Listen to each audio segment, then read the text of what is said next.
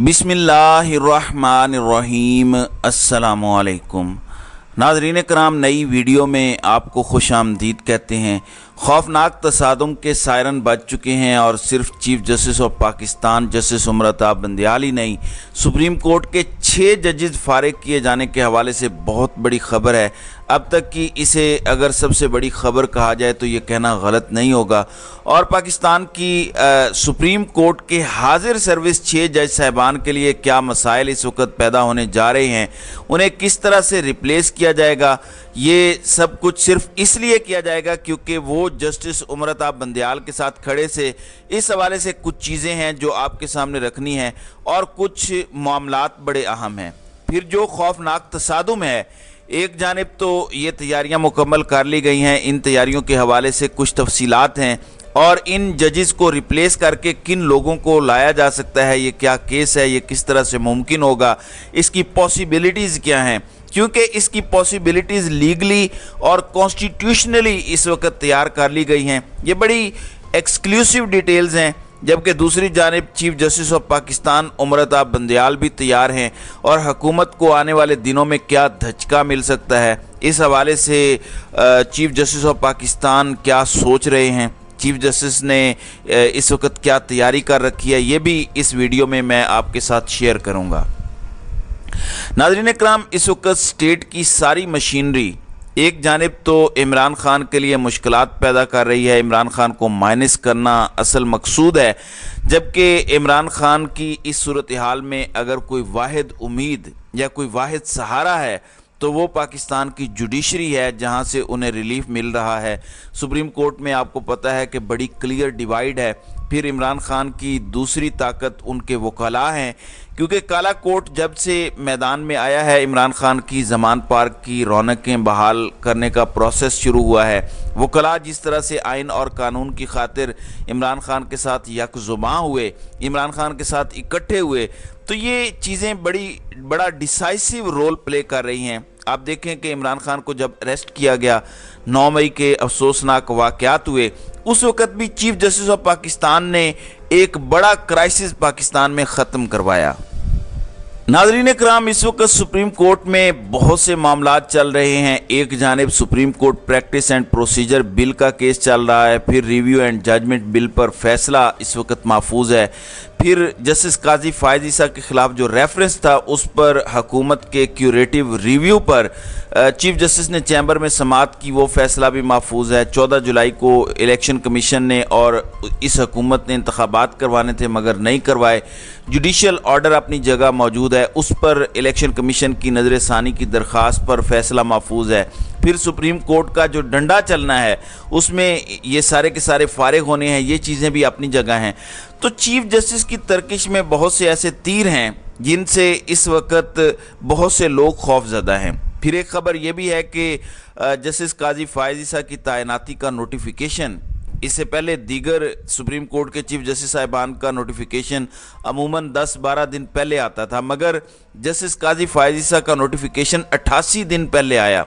उसकी वजह भी यही बताई जा रही है कि हुकूमत को डर है कि जस्टिस बंदयाल के पास जो क्यूरेटिव रिव्यू वाला फैसला है वो महफूज पड़ा है काजी का, वो फैसला आने से पहले जस्टिस काजी फायज को वो टाइटल दे दिया जाए कि नामजद चीफ जस्टिस ऑफ पाकिस्तान है। फिर फौजी अदालतों वाला केस देख लें कि चीफ जस्टिस के पास है।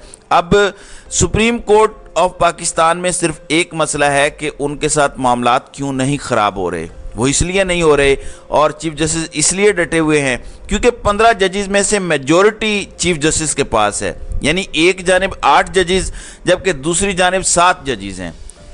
अगर ये यकीन माने 8 जजेस दूसरी जानिब हो जाएं तो राना साहब इस ख्वाहिश का इजहार भी कर चुके हैं कि जैसे इससे पहले भी एक चीफ जस्टिस को निकाला गया वैसे ही हम निकाल देंगे। और उन्होंने कहा कि इसकी नज़ीर मिलती है कि मेजॉरिटी का फैसला एग्जिस्ट करता है और चीफ जस्टिस को पीछे हटना पड़ता है। लेकिन इस वक्त चीफ जस्टिस के पास एक क्लियर मेजॉरिटी है।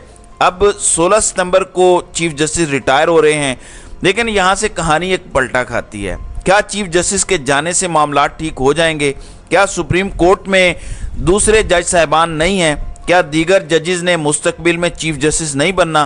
पूरी एक लिस्ट है, बहुत सारे जजेस ने चीफ जस्टिस बनना है ایون آپ دیکھیں کہ جسٹس عائشہ ملک نے سپریم کورٹ کی لارجسٹ ٹینیور میں یعنی سب سے زیادہ لمبے عرصے کے لیے چیف جسٹس بننا ہے، تو اس کی ایک ترتیب ہے۔ جسٹس قاضی فائز عیسیٰ نے 13 مہینے کے لیے چیف جسٹس بننا ہے۔ اب یہاں پر ایک بہت بڑا کام ڈالا جائے گا۔ آپ کو پتہ ہے بہت سے ججز دیگر شہروں سے سپریم کورٹ میں ایلیویٹ ہوتے ہیں۔ پچھلے سال اسلام آباد ہائی کورٹ سے جسٹس اطہر من اللہ سپریم کورٹ میں ایلیویٹ ہوئے، ابھی پشاور ہائی کورٹ کی ایک جج سپریم کورٹ کی جج بنے گی، تو یہ ساری چیزیں چل رہی ہیں۔ اب اس سارے معاملے میں ایک ایسا کیس ہے جو کبھی لگا ہی نہیں اور وہ سپریم کورٹ کی فائلوں میں موجود ہے، اور وہ ہے جسٹس وقار سیٹھ کا کیس، جنہیں ایلیویٹ نہیں کیا گیا تھا، اور انہوں نے کہا تھا کہ سینیورٹی کی بنیاد پر چیف جسٹس مجھے بننا تھا، یعنی سپریم کورٹ میں چیف جسٹس لگائے جانے کا میرٹ سینیورٹی ہے، لیکن جو ججز لگائے جاتے ہیں ان کا ایک مکمل پروسیس ہے۔ وہ صرف سینیورٹی نہیں ہوتی، اس میں جج کا ٹیمپرامنٹ اور کئی دیگر چیزیں دیکھی جاتی ہیں۔ ایک کمیٹی ہے جو ججز کو چیک کر کے پاس کرتی ہے۔ اب جسٹس وقار نے ایک پٹیشن دائر کر رکھی تھی اور اس پر کیس ابھی تک لگا ہی نہیں، جسٹس گلزار نے وہ کیس لگایا ہی نہیں سپریم کورٹ میں۔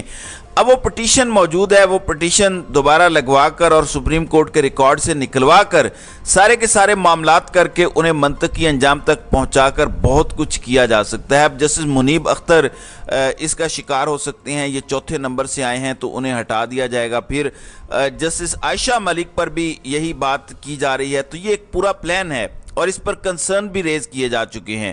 اور جسٹس عائشہ ملک اگر ریپلیس ہوتی ہیں تو ان کی جگہ چیف جسٹس اسلام آباد ہائی کورٹ جسٹس عامر فاروق آئیں گے، جن پر کل ہی عمران خان نے عدم اعتماد کا اظہار کیا اور کہا کہ یہ متعصب ہو چکے ہیں، قانون اور اخلاقیات کا تقاضا ہے کہ آپ کیس سننے سے معذرت کریں اور کسی اور کے ذمہ کیس لگائیں، کیونکہ آپ اس سے پہلے ٹیریان کیس میں اپنی سوچ دکھا چکے ہیں۔ تو عمران خان نے کھل کر ان پر عدم اعتماد کا اظہار کیا ہے، یعنی اگر اس طرح سارے معاملات چلتے ہیں اور اس طرح کا کوئی کیس دوبارہ قاضی فائز عیسیٰ کی سربراہی میں سنا جاتا ہے تو پھر بہت سی اکھاڑ پچھاڑ ہو سکتی ہے، اور اس سے جسٹس محمد علی مظہر، جسٹس سید حسن اظہر رضوی، جسٹس شاہد وحید، پھر لاہور ہائی کورٹ کے چیف جسٹس بھٹی صاحب، یہ سارے اس ریڈار میں آ سکتے ہیں، اور کہا جا رہا ہے کہ یہ سسٹم ری سیٹ ہوگا، یعنی اس کو جسٹیفائی کرنے کے لیے کہا جا رہا ہے کہ فوج کے اندر بھی تو جرنیل ہٹائے جاتے ہیں، یعنی جو سمپتھائزر ہیں، جو نرم گوشہ رکھتے ہیں، یا جو آئین اور قانون کی بالادستی کے ساتھ اس وقت موجودہ حالات میں کھڑا ہے، وہ سارے کے سارے اس نرغے میں آ سکتے ہیں۔ تو یہ پلان آپ آنے والے دنوں میں ایگزیکیوٹ ہوتے دیکھ سکتے ہیں۔ دوسری جانب ناظرین کرام، chief justice of Pakistan Umar Ata Bandial کے پاس تقریباً 65 دن ہیں۔ اس سے پہلے انہوں نے فیصلے دیے مگر امپلیمنٹیشن نہیں ہوا۔ اب وہ ملٹری کورٹس پر فیصلہ دیں تو بھی عمل درآمد نہیں ہوگا، ایسے فیصلے دینے کا فائدہ ہی نہیں ہے۔ حکومت کہہ چکی ہے کہ ہم یہ والا فیصلہ نہیں مانیں گے، پھر حکومت کہتی ہے کہ آنے والا چیف جسٹس اس بینچ کو غیر قانونی کہہ چکا ہے، اگر کوئی توہین لگتی ہے تو آنے والا چیف جسٹس اس کو ختم کر دے گا۔